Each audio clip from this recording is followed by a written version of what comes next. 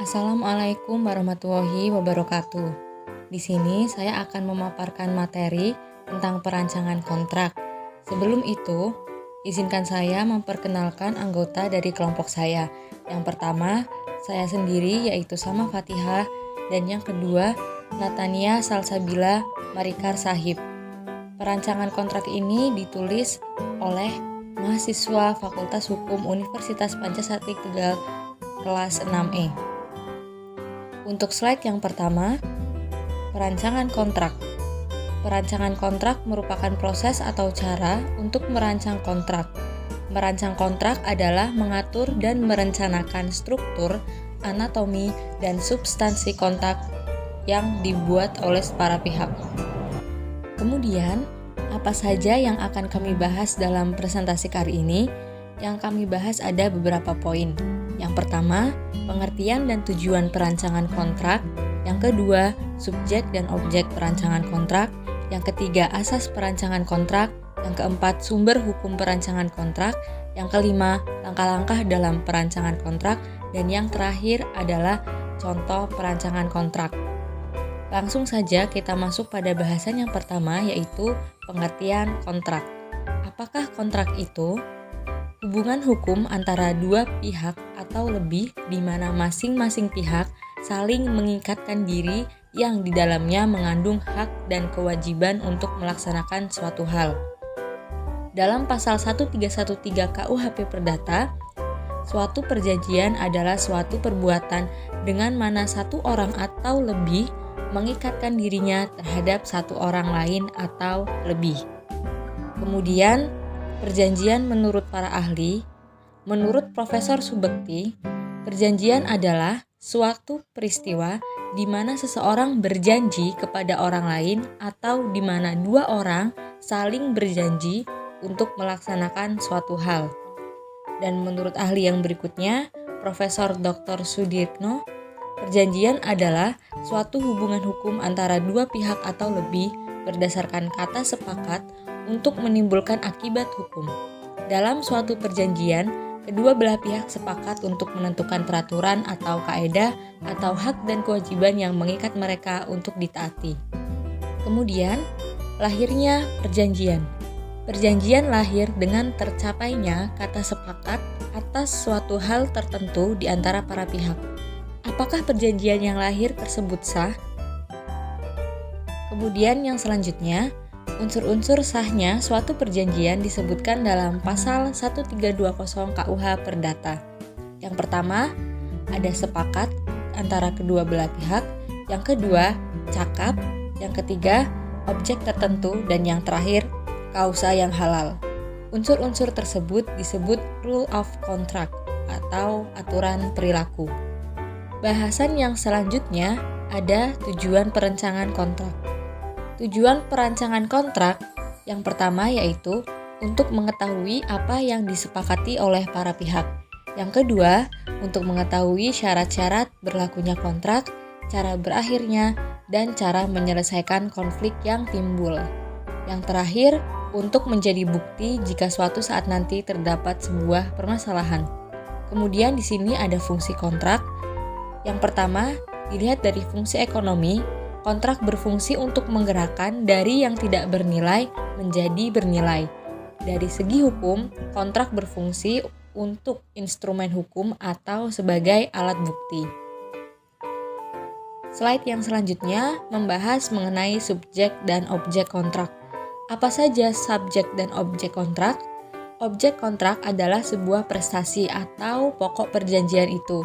Sedangkan subjek kontrak ada orang atau manusia, badan hukum bisa berupa badan hukum publik maupun badan hukum privat. Untuk slide yang berikutnya ada asas-asas hukum kontrak. Di dalam buku 3 KUH Perdata dikenal 5 asas hukum, yaitu yang pertama, asas kebebasan berkontrak, di mana para pihak bebas mengatur apa saja yang akan diperjanjikan di dalam kontraknya. Yang kedua, ada asas pacta sunt servanda, yaitu perjanjian yang sudah jadi mengakibatkan akibat hukum bagi kedua pihak. Yang ketiga, asas konsensualisme atau asas konsensus, dan yang terakhir adalah asas itikat baik. Kemudian ada sumber perancangan kontrak.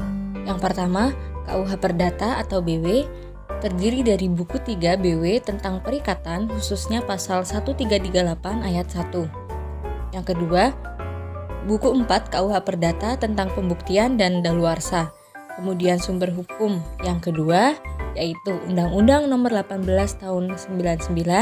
Yang ketiga, pasal 10 ayat 2 sampai pasal 2 sampai dengan pasal 17 Undang-Undang Nomor 4 Tahun 86 tentang hak tanggungan atas tanah serta benda-benda yang berkaitan dengan tanah. Yang terakhir, pasal 5 sampai 6 Undang-Undang Nomor 42 Tahun 99 tentang jaminan fidusia. Kemudian, pasal 38 Undang-Undang Nomor 30 Tahun 2004 tentang jabatan notaris, dan yang terakhir Undang-Undang Nomor 24 Tahun 2000 tentang perjanjian internasional. Selain undang-undang yang disebutkan di atas, terdapat pula sumber hukum perancangan kontrak lainnya seperti traktat dan jurisprudensi. Selanjutnya, tahapan dalam menyusun kontrak. Ada 3 tahap secara garis besar dalam menyusun kontrak. Yang pertama, pra-penyusunan kontrak. Yang kedua, penyusunan kontrak. Yang ketiga, pasca penyusunan kontrak. Apa itu pra-penyusunan kontrak? Tahap ini merupakan tahap sebelum kontrak disusun. Sebelum kontrak disusun, ada 4 yang perlu diperhatikan. Yang pertama, identifikasi para pihak. Yang kedua, penelitian awal aspek terkait. Dan yang ketiga, pembuatan Memorandum of Understanding atau MOU. Dan yang terakhir, ada negosiasi. Kemudian, proses penyusunan kontrak. Proses penyusunan kontrak terdiri dari 3 tahap. Yang pertama, pembuatan draft kontrak. Yang kedua, saling menukar draft kontrak. Yang ketiga, revisi apabila ada yang harus diperbaiki. Kemudian, dalam penyusunan kontrak juga penyelesaian akhir dan penutup harus diperhatikan. Kemudian proses yang selanjutnya yakni pasca penyusunan kontrak. Walaupun kontrak telah dibuat dan ditandatangani para pihak, tetap ada beberapa pihak yang harus diperhatikan oleh para pihak, yaitu yang pertama, pelaksanaan dan penafsiran. Seperti yang kita ketahui, kontrak dapat dilaksanakan setelah selesai disusun. Namun, terkadang kontrak yang telah disusun tidak lengkap dan atau tidak jelas, sehingga diperlukan penafsiran.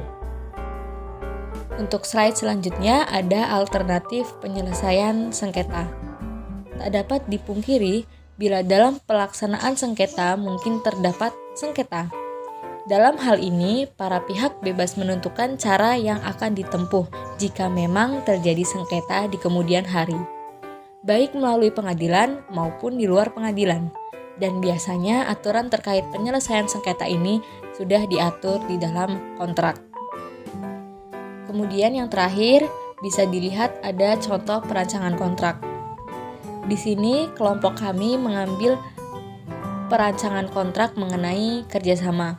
Dalam contoh di bawah, ada pendahuluan, definisi, ruang lingkup kerjasama, hak dan kewajiban antara pemegang kontrak, komisi dan pembayaran, pernyataan jaminan, informasi, penyelesaian perselisihan, dan jangka waktu pengakhiran.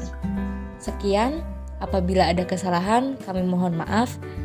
Terima kasih. Wassalamualaikum warahmatullahi wabarakatuh.